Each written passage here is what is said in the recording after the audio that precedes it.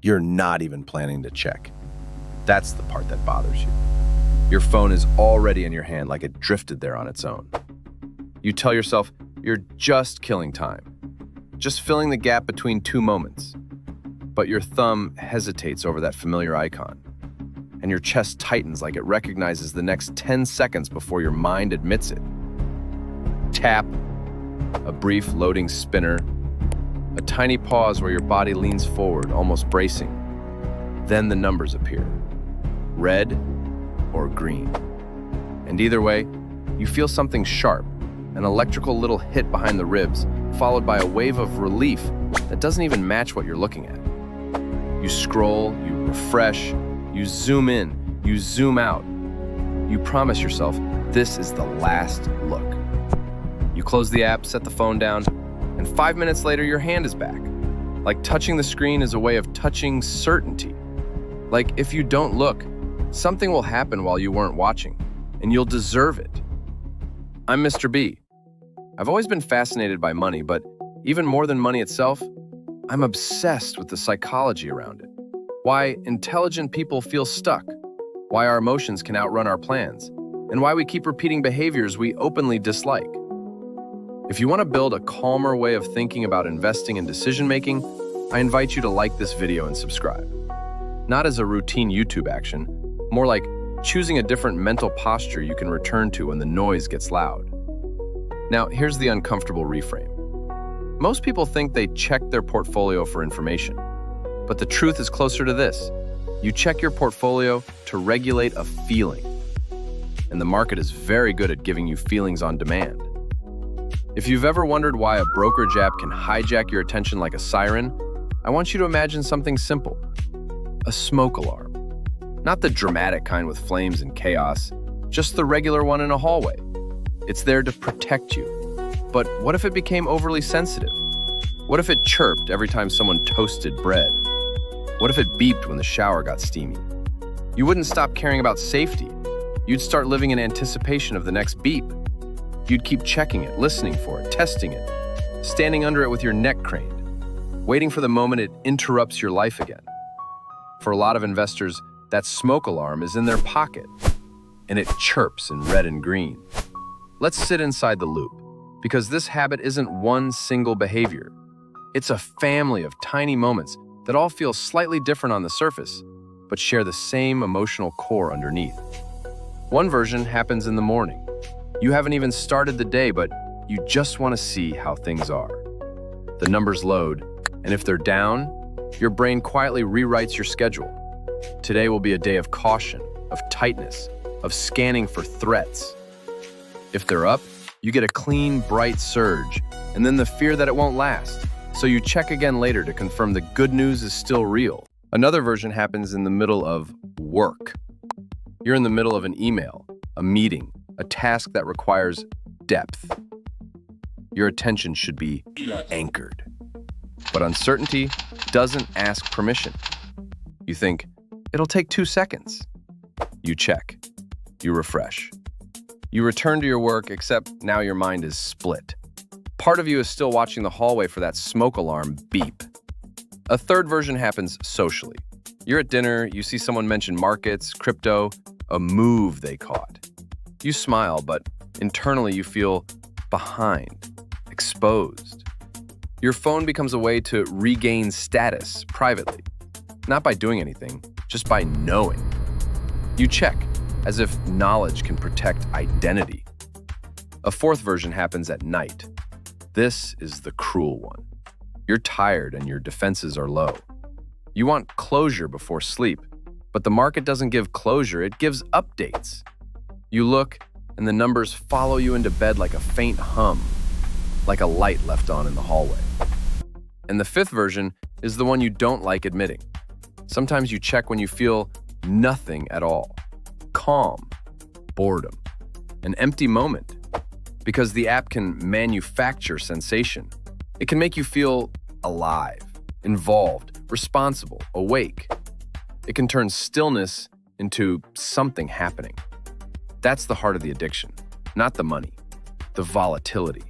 the emotional movement, the sense that you are close to the controls. Psychologically, this is where the loop tightens. When rewards are predictable, we can relax. When rewards are unpredictable, we start chasing. The market is a variable reward machine. You refresh and sometimes you get relief. Sometimes you get excitement. Sometimes you get pain. And your brain learns that the next refresh might be the one that changes your emotional state. Not your net worth, your emotional state. This is why you can know, logically, that checking hourly doesn't improve your long-term outcome and still feel pulled to do it. Your mind isn't making a spreadsheet decision, it's making an anxiety decision. It's asking, is it safe right now? And the app offers an answer, imperfect, temporary, but immediate. Only after you've lived in that reality does it make sense to name the forces behind it. One of the strongest is loss aversion. In plain terms, the mind tends to experience losses as more urgent and more painful than gains feel satisfying. A small drawdown can feel like a personal accusation. It's not just, my portfolio is down. It becomes, I was wrong. I missed something. I'm falling behind. That pain doesn't politely wait for your long-term plan. It kicks the door down and demands attention. And here's what makes loss aversion especially cruel when combined with constant checking. The more frequently you look, the more often you will catch losses. Not because you're losing more overall, but because short-term fluctuations include lots of small down moments. If you stare at a heart monitor long enough, you'll see spikes and dips. That doesn't mean the person is dying. It means you're watching a signal that was never meant to be watched all day. That's the smoke alarm problem again. A normal smoke alarm is not supposed to beep every hour. When it does, you stop living. You start monitoring. Another force is the illusion of control. Watching feels like steering. Monitoring feels like doing. When you check, your brain gets to pretend it is preventing danger. It whispers, at least I'll catch it. But catch what exactly? A price movement? A headline? A feeling? Most of the time, what you're catching is your own anxiety in midair, and the app becomes the net. This is where the identity drift begins. At first, you're someone who invests, quiet, patient, oriented toward the future. But the habit slowly turns you into someone who watches, someone who measures themselves in real time, someone whose mood and self-respect are tethered to a moving number. You don't decide to become that person. You just refresh often enough that the identity forms around the behavior, and it spreads. That's what most people miss. The portfolio checking habit doesn't stay inside investing. It teaches your mind a broader lesson. Uncertainty must be monitored. Discomfort must be answered immediately. Stillness is suspicious. You see it in career decisions. Instead of doing deep work, you check metrics, views, emails, responses, because waiting feels like powerlessness. You see it in relationships. You look for signals, reassurance, proof that nothing changed while you weren't watching. You see it in social life. You compare yourself subtly, repeatedly, because the mind confuses tracking with progress. The cost isn't just the time it takes to check. The cost is the attention it fractures. Every refresh pulls you into short-term narrative. Your brain starts asking short-term questions. What happened today? What happened this hour? What did I miss? And those questions breed short-term impulses. Chase, panic, fix, react. Even if you never trade, your emotional system is being trained to treat your long-term plan as a live emergency feed. That mismatch is one of the deepest sources of investing anxiety. A long-term identity forced to speak a short-term language. A 10-year plan cannot be emotionally managed with a 10-minute chart. If your goal is to build wealth patiently, the app is not neutral. It's a device that constantly offers you a different time horizon. It hands you a microscope when what you needed was a telescope. And if you keep peering through the microscope, you start to believe the tiny movements are the whole story. So what do you do with this practically, without pretending you can become a robot? I'll give you 3 Mindfolio frameworks. They are not investing strategies. They're psychological guardrails, ways to protect your thinking from a system designed to harvest it. Mindfolio framework number 1, the alarm rule. If you're going to carry a smoke alarm in your pocket, you have to decide when you test it. In real life, you don't press the smoke alarm test button every hour to feel safe. You pick a reasonable schedule, you trust the system, and you go live your life. Do the same with your portfolio. Create intentional check-in windows that match your actual time horizon, weekly, bi-weekly, monthly, whatever aligns with your temperament and goals. And treat everything outside that window as alarm noise, not forbidden fruit, noise. When the urge hits at random, you remind yourself, my next test is scheduled. You're not denying reality. You're refusing to let the alarm run your nervous system. Mindfolio framework number 2, the story audit. Every time you feel compelled to check, there's a story forming in the background. It's rarely, I'm curious. It's usually something like, something might be going wrong. I'm falling behind. I need to make sure I'm not stupid. I need to feel in control. The habit feeds on unnamed stories. So you name it. Before you check, or immediately after if you already did, you write one sentence. I am checking because I'm telling myself that the sentence is the point.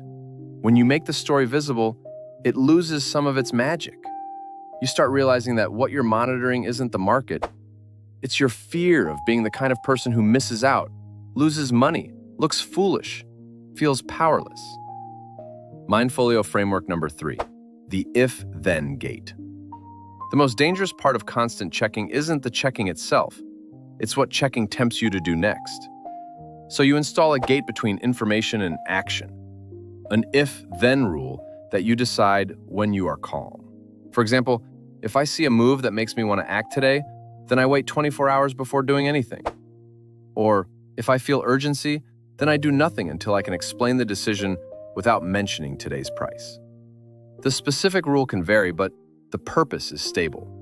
You stop letting fresh emotion masquerade as fresh insight. Notice what these frameworks do. They don't ask you to care less about your future. They ask you to respect your nervous system. They separate safety from surveillance. Because the deeper goal here is identity. You're trying to become the kind of person who can hold uncertainty without touching the app like a worry stone. And that identity shift is quiet. It looks like this. Your phone is face down on the table. Not because you're above it, not because you're disciplined and perfect, but because you've learned something simple and difficult. Watching is not the same as managing. Monitoring is not the same as responsibility. And constant attention is not the same as control. The market will still move. The hallway smoke alarm will still exist. But it doesn't get to beep for every piece of toast. You decide when you listen. If you recognize yourself in this, take one small step. Choose a test schedule, write one story sentence, install one gate. Then pay attention to the real victory. Not what your portfolio did that day, but what your mind did. Did it loosen its grip? Did it stop scanning for beeps? Did you get a few minutes of life back? That's the direction I care about. Not a perfect investor, a calmer one. A person whose future isn't managed by a refresh gesture. And if you want more videos like this, quiet, psychological, practical, like the video and subscribe. Not to follow me, but to keep practicing a way of thinking that doesn't collapse under uncertainty. Because uncertainty is part of investing life, but your attention doesn't have to be its servant. Thanks for watching and see you in the next videos.